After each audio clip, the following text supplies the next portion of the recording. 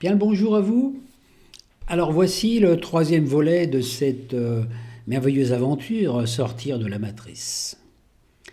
Dans la dernière vidéo, je vous ai parlé de la transmutation de la Terre qui passait de l'hiver nucléaire au printemps nucléaire, ce qui est aussi le cas naturellement pour notre corporalité.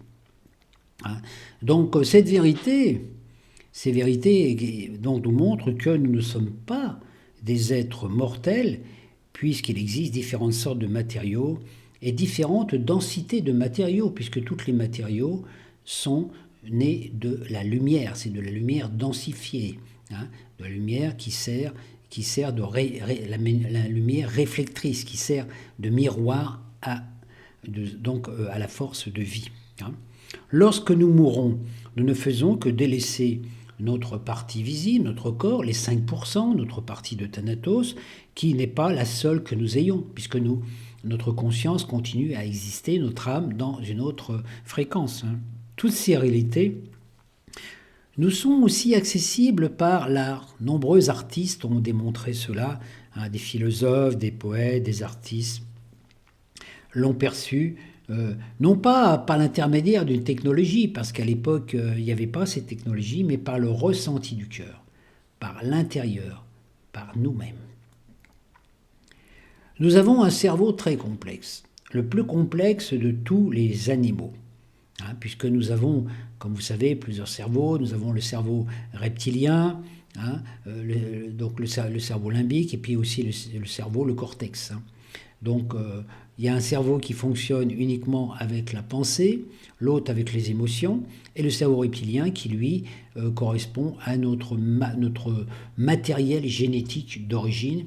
Donc, j'ai fait des vidéos là-dessus, je ne vais pas trop m'étaler ici, parce qu'autrement, ça va un petit peu noyer le poisson. Donc, nous avons un potentiel intérieur, une sensibilité intérieure pour savoir sans voir, sans utiliser de paroles, sans reproduire des expériences extrêmes.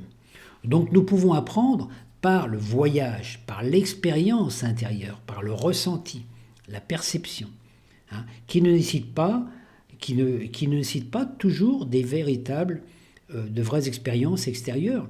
Hein. Nous pouvons ressentir, alors nous avons une capacité par notre mémoire holographique et notre cerveau. Quand notre cerveau fonctionne à 100%, nous avons un cerveau qui dispose d'une conscience holographique. C'est-à-dire nous avons accès à toutes les informations de l'univers. La matière blanche, 95%. 5%, la matière grise, Thanatos. La matière grise, c'est notre petit gris en nous. Vous savez, dans le Seigneur des Anneaux, on voit le petit gris, c'est Gollum. Hein, c'est Gollum. C'est Gollum qui est régi aussi par Sauron. Voilà. Et puis de l'autre côté, vous avez la lumière des origines, vous avez Gandalf avec toute sa lumière.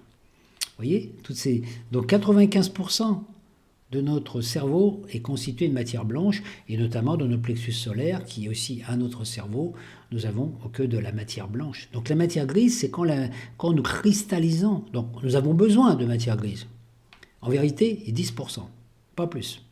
Donc nous devrions, dans notre journée, ne consacrer que 10% de notre temps à faire des choses dans le monde matériel, et 90% du temps à vivre en plan de conscience. Donc vous voyez, donc nous pouvons, grâce à notre capacité hépatique, par exemple, nous pouvons dire, tiens, j'aimerais connaître, voilà, qu'est-ce qui s'est passé à l'époque des pyramides, etc., en Égypte. Alors nous pouvons décider de prendre un billet d'avion, d'aller en Égypte. Bon, on va ressentir des choses dans le présent, puisque les pyramides ne sont plus ce qu'elles ont été, elles ne sont plus animées par l'énergie d'origine. Mais si nous allons là-bas et que nous avons un ressenti ouvert, une capacité un petit peu de télépathie, nous allons peut-être avoir des informations de ce qui s'est passé dans ces pyramides à l'époque des Khéops, d'Akhénaton, de Ramsès, etc. Peut-être, voilà, c'est possible. Hein. Ou aller dans un château Moyen-Âge, c'est pareil.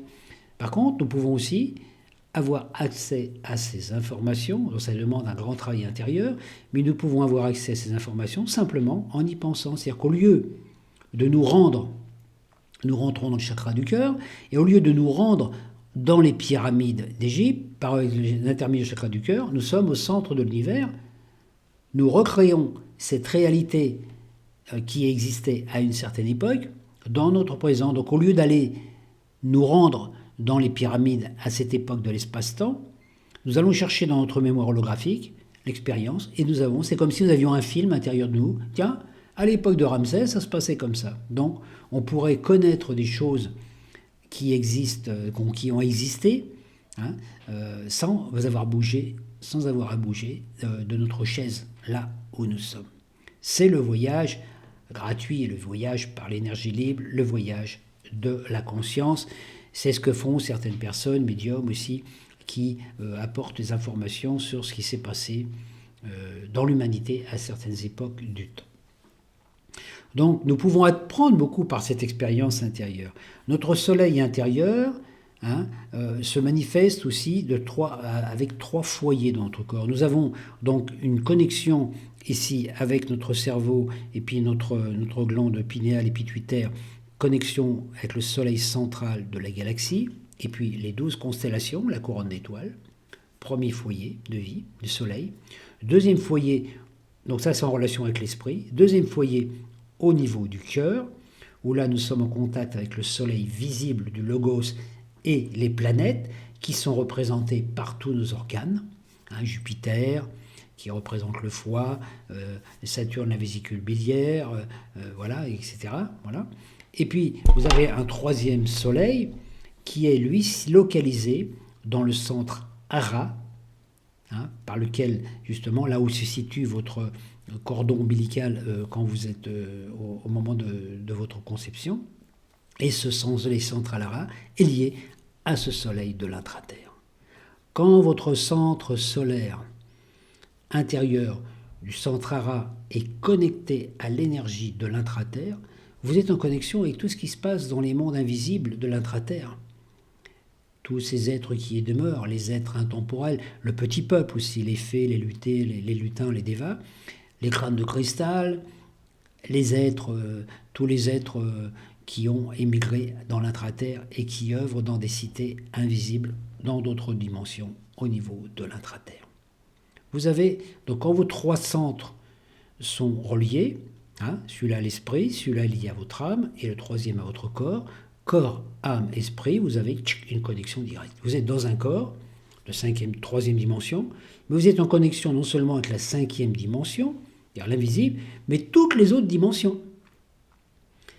Donc pour ça, il faut sortir de la 3e dimension, ce qu'on appelle diffracté, la 3e dimension qui est, falsifiée, qui nous fait croire à l'illusion, la lutte, que le corps est séparé de l'esprit, que le corps est séparé de l'âme, que nous sommes séparés des autres, que nous sommes séparés de l'énergie, etc. Nous ne pouvons pas être séparés de l'énergie puisque nous sommes de l'énergie manifestée sous une forme. Donc le soleil intérieur est le premier vecteur de mouvement, le moteur primordial de toute forme de vie qui se manifeste dans le monde visible. Il est ce vecteur dans le monde invisible que nous ne voyons pas, mais que nous pouvons ressentir. Nous ne voyons pas le soleil de l'intraterre, mais nous pouvons le ressentir. Beaucoup de formes de conscience sont en communication avec le soleil intérieur de la Terre depuis des millénaires, sans qu'elles aient jamais utilisé d'instruments et de technologies, notamment les forces de la nature, les arbres, les animaux, les végétaux. Donc il y a cette force de la nature, cette force de l'amour universel qui a créé la nature, avec les arbres, les plantes, les montagnes, etc., les rivières. Et puis vous avez la pensée humaine qui a créé un voile technologique qui fait que l'univers est comme ceci, ça doit être comme ceci, comme cela. Et c'est ça, cette opacité dont nous devons nous débarrasser, qui est automatiquement connectée à notre matière grise, à notre petit gris. Il ne faut pas chercher les petits gris manipulateurs à l'extérieur, ils sont en nous. On a tous un petit gris dans la tête. Donc il faut savoir le virer quelque part, lui dire, bon écoute, il est utile pour faire certaines choses, c'est pour prendre des rendez-vous, faire des choses, etc. Mais c'est tout. Il ne faut pas qu'il prenne la totalité du temps. Alors le problème, c'est que dès l'instant que nous sommes dans des systèmes de réflexion, d'analyse de tout ce qui ne va pas dans le monde, le petit gris, il est content parce que ça le nourrit. On regarde les informations, on regarde tout ce qu'il n'y a pas, on regarde machin qui a fait ci, l'autre qui est accusé de ceci, l'autre qui est accusé de cela, tout ce qu'on apprend qui est un tissu de mensonges qui nourrit, qui remplit notre matière grise. Et quand notre matière grise est complètement, on peut dire, cristallisée avec plein d'informations qui sont souvent contradictoires, on fait un burn-out. On a le cerveau, bon, hop, ça y est, il y a un arrêt sur image, comment dire. Le cerveau, il dit au moment un peu plus, là, il s'est plaint, hein, voilà. Donc nous avons tout en nous, comme le système solaire qui se trouverait à l'intérieur de la Terre. Il est donc inutile de chercher des solutions à l'extérieur, mais nous devrions aller voir à l'intérieur pour en trouver. Nous devons reconnaître que nous sommes les protagonistes, les créateurs de notre monde intérieur et reconnaître que le monde extérieur est le miroir des convictions que nous avons installées dans notre programme intérieur. Si nous croyons qu'il n'existe pas de ressources, que l'énergie est limitée, alors nous créons et manifestons un environnement sans ressources. Nous sommes manipulés par nos propres pensées. Nous créons nos propres obstacles.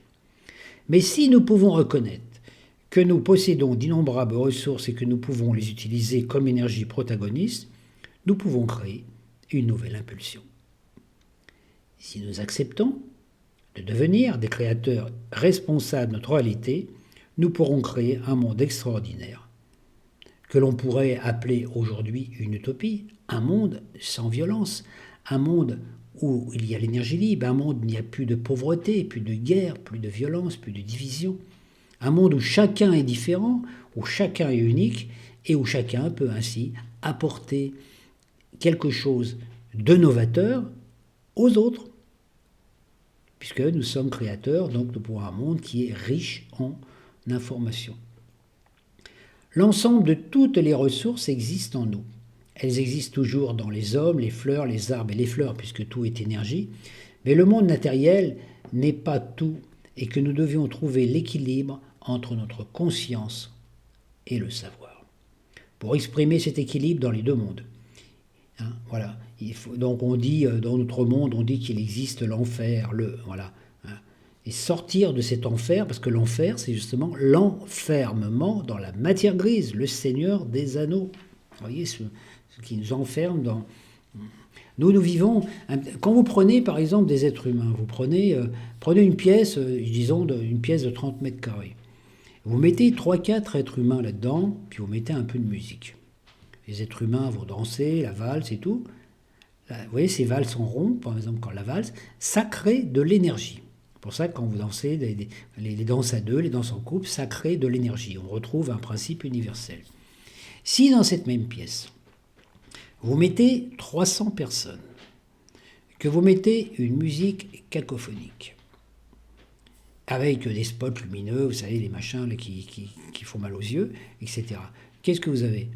Les humains qui sont là ne peuvent plus bouger. On se gêne les uns les autres. On ne peut plus générer... Impossible de danser la valse dans un truc comme ça, ou impossible de danser. Déjà, vous dansez, la plupart du temps, vous dansez tout seul, et puis vous êtes comprimé. Vous voyez, les boîtes de nuit, vous êtes comprimé. Ça, c'est ça l'énergie de Thanatos, Saturne. On est enfermé. Donc, quand vous ne pouvez pas bouger, vous ne pouvez pas créer d'énergie. C'est pour ça que quand vous allez dans un lieu comme cela, vous dépensez, vous êtes pulsé par une énergie collective, etc. Et quand vous revenez, le lendemain, vous êtes complètement vidé, crevé. Pourquoi ? Parce que vous avez perdu et gaspillé de l'énergie au lieu d'en créer, alors que si vous aviez été dans une salle de bal où il y avait moins de personnes et vous aviez pu danser la valse avec une personne que vous aimez, vous revenez, vous êtes rechargé en énergie. C'est toute la différence. Donc dès l'instant, regardez les villes, quand vous êtes confiné dans une ville comme Paris ou confiné dans le métro, vous perdez, votre énergie est aspirée parce qu'il y a aussi un principe d'action-réaction. Par exemple, quand vous êtes en contact avec une personne qui manque d'énergie dans le métro, vous êtes là, vous levez le matin, vous avez d'énergie. Vous êtes en contact avec une personne qui manque d'énergie, qui est fatiguée et tout. Elle va se coller à vous parce qu'il n'y a pas beaucoup de place. Son corps énergétique va aspirer vos énergies. Alors ça peut se passer d'une façon physique, la personne peut parler par exemple, elle peut vous parler, raconter ses malheurs, etc. Et puis au bout d'un moment ça va vous pomper, vous allez se sentir fatigué, ou même sans rien dire. C'est un processus énergétique. Quand on met deux personnes en contact, la personne qui a le moins d'énergie va capter l'énergie de celui qui en a le plus. voyez pourquoi, des fois, c'est très difficile dans les couples. Parce que quand vous êtes en conflit avec une personne, vous êtes engueulé avec une personne et que vous dormez dans le même lit la nuit, et bien automatiquement, la bagarre continue pendant la nuit, au niveau énergétique. Et quand, par exemple, vous dormez avec une personne qui est très fatiguée, malade, etc., et bien automatiquement, pendant la nuit, cette personne va se recharger avec votre énergie. Quand vous mettez un bébé dans le même lit que les grands-mères, quand on faisait ça dans le temps, hein, et ben le bébé, la grand-mère, l'énergie de la grand-mère se rechargeait de l'énergie du bébé. Hein. Donc le bébé, le matin, il était fatigué parce que la grand-mère l'avait pompé pendant toute la nuit. Mais ça, c'est un processus biologique, énergétique, qui se fait tout seul. Donc quand vous êtes en contact avec des gens, alors les gens, ils peuvent attirer votre énergie. Hein, on peut dire que symboliquement, entre parenthèses, les gens, ils sont tous un petit peu vampires. Hein, voilà. Les gens, ils vont attirer votre énergie en vous racontant leurs malheurs, leurs trucs. Vous voyez, quand une personne qui vous raconte ses malheurs pendant 2 heures, vous vous sentez complètement vidé parce qu'elle vous a inspiré votre énergie, votre attention, votre énergie électrique aussi, et puis votre amour. Voilà. Donc l'important, voilà. Alors, donc ça ne veut pas dire qu'il faut fuir les personnes qui sont en manque d'énergie. Quand vous avez une personne qui ne va pas bien et qui vient se loger dans vos bras parce qu'elle a besoin que vous la preniez dans vos bras, c'est pas que le câlin qui est important. Le câlin, naturellement, parce que ça c'est au niveau mental, au niveau émotionnel, c'est sympa, mais c'est au niveau énergétique parce que la personne se recharge à votre énergie. Alors le tout, c'est que quand la personne se sépare de vous, vous ne devez pas garder sa problématique en vous. Hein, vous devez essayer de faire quelque chose pour vous redonner de l'énergie après. Hein. Peut-être faire quelque chose qui va vous redonner de l'énergie parce que vous avez besoin de cela. Et ça, c'est un processus que tout le monde ressent. On l'a dans la vie de chaque instant. Donc, c'est important de voir que quand on va dans des endroits où il y a beaucoup de gens comprimés, vous voyez, quand vous êtes dans une ville, dans un métro, vous êtes en baisse d'énergie parce que l'ambiance collective pompe vos énergies. Sans compter dans les grandes villes, les pollutions électromagnétiques, physiques, psychiques, etc. Mais déjà à ce niveau-là. Alors quand vous êtes dans un endroit au sommet d'une montagne et que vous marchez sous le soleil, vous vous rendez compte que là vous vous remplissez en énergie. Alors c'est bien d'aller se remplir en énergie, mais après c'est dommage de se remplir en énergie puis d'aller la gaspiller après à vivre dans un confinement. Vous voyez, notre monde est l'enfer, c'est ça, c'est l'enfer me ment. Vous voyez, le mensonge. Il y a des mensonges sans arrêt. Voilà. Donc nous ne voyons que 5% de la réalité, l'aspect matériel des choses. Quand nous sommes en contact avec une personne, nous voyons son apparence physique. Mais nous ressentons, notre intuition nous fait ressentir les énergies de la personne. En tant que créateur responsable de nos réalités, nous utilisons donc la totalité des ressources. Hein, donc voilà, notre façon de percevoir la réalité devrait aller au-delà de la perception du monde visible pour que nous parvenions à modifier et changer la réalité matérielle. Il existe d'autres sortes de matières invisibles, et c'est avec ça que les alchimistes travaillent, puisque dans les laboratoires de physique, il a été découvert de nombreuses sortes de particules, des particules réparatrices par exemple. La physique a découvert comment s'organisent ces particules et comment elles se structurent. Actuellement, la science a découvert 24 sortes de particules, parmi lesquelles 12 particules et 12 antiparticules qui sont reliées par cette force d'amour, cette force électrofaible. Ça, c'est un modèle un petit peu standard au niveau de la physique. Sur ces 24 particules, nous ne pouvons en voir par nos yeux que 4 ou 5. Et c'est pour ça que nous croyons qu'il n'y a que 4 particules qui sont ordonnées. Ces 4 particules sont quoi? Sont 2 quarks, l'électron et le neutron. C'est tout. Donc la science est basée que sur ça, mais il y a d'autres énergies qui ne sont pas détectables. Mais il existe dans l'ensemble 24 particules. Alors pourquoi croyons-nous seulement que 4 particules ordonnées ou désordonnées sont existantes dans le minéral, les plantes, les animaux et l'homme? Pourquoi croyons-nous que tout le reste n'a pas d'importance? Pourquoi les scientifiques croient-ils qu'il y a une grande partie de l'ADN qu'ils appellent l'ADN poubelle? Parce qu'ils ne veulent pas reconnaître que celle-ci pourrait être, par les trous noirs, être en connexion avec l'univers, agir avec d'autres sortes de temps, qu'elles soient dépendantes ou ordonnées pour d'autres formes de temps. Peut-être compose-t-elle d'autres mondes avec d'autres formes de densité. Donc en vérité, c'est ce qui nous montre que nous ne voyons que 4% de la réalité, 4-5%, notre corps physique. Nous ne voyons pas notre corps éthérique, notre corps émotionnel, notre corps mental, notre corps causal, et puis nos autres corps subtils. Nous ne les voyons pas, pourtant, ils existent. Notre corps physique tout seul ne pourrait pas exister. Déjà, le corps physique, qui est visible, ne peut pas exister sans le corps éthérique. La vie est fabriquée, alimentée par le corps éthérique, qui est le corps de vitalité, nourri par le centre du hara. Sans cela, nous ne pouvons pas vivre. Donc c'est pour ça que la science qui travaille en technologie uniquement avec le monde matériel, en assemblant des atomes, des électrons, etc., pourront créer, œuvrer dans la manipulation génétique et puis l'intelligence artificielle. On pourra créer des formes de vie, mais on ne pourra pas donner à ces formes de vie la capacité d'évoluer par elles-mêmes. Elles évolueront que par les programmes. Regardez, l'intelligence artificielle, ça vient d'où? Ça vient des humains. Donc si vous créez un truc avec l'intelligence artificielle, vous allez, comme par exemple si on met une puce d'intelligence artificielle dans le cerveau des enfants, comme le disent certains scientifiques qui sont adeptes de ce genre de truc, on va leur mettre quoi? Un programme préenregistré qui vient de la conscience humaine. C'est pas de la véritable intelligence divine. C'est une intelligence qui est limitée à la matrice. Donc on pourra savoir peut-être plein de choses sur la matrice. On pourra devenir peut-être des super scientifiques, des super intellos, etc. Mais on sera toujours confiné dans ce monde. L'intelligence artificielle, c'est la marque de fabrique des énergies lucifériennes. Ça nous maintiendrait dans un programme préenregistré, exactement comme on voudrait aussi au niveau scientifique. C'est ce qui s'est passé avec la crise de Covid, de nier quelque part notre immunité naturelle et de nous balancer une immunité artificielle par l'intermédiaire de produits qu'on nous injecte dans le corps. Voilà.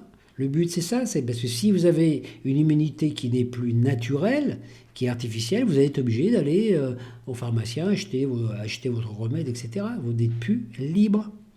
C'est ça. Donc là, c'est important quand même d'en prendre conscience que la technologie peut créer des trucs robotiques, etc., mais ne peut pas leur donner la vie. Nous n'avons pas la capacité, au niveau de notre évolution mentale, humaine, de créer des formes de vie intelligentes. Ces formes de vie n'auront que l'intelligence qu'on leur donnera. Donc l'intelligence artificielle, à des moments, sera elle-même limitée et, naturellement, sera sans arrêt obligée d'avoir des nouveaux programmes. À chaque fois que les scientifiques découvriront des choses, ils devront faire des mises à jour de l'intelligence artificielle qui fera des mises à jour. C'est comme si vous aviez dans votre tête le logiciel de votre ordinateur et qui nécessite des mises à jour. Donc une dépendance totale. Et donc à travers ce que nous nommons le monde matériel, nous sommes limités par tout cela. Voilà. Alors qu'elle pourrait être transmutée. Vous avez un corps physique, mais vous avez aussi un corps d'énergie, ce qu'on appelle le corps de 5e dimension, le corps de lumière, qui n'est pas c'est pas vous qui le créez, le corps de lumière. Il est déjà là, puisque votre corps physique, votre corps de lumière correspond il est dans plusieurs fréquences, mais votre corps de lumière n'est pas que de la 5e dimension, il est toutes les dimensions. Imaginez, vous voyez le principe des poupées gigognes. Vous êtes le corps physique et la petite poupée gigogne.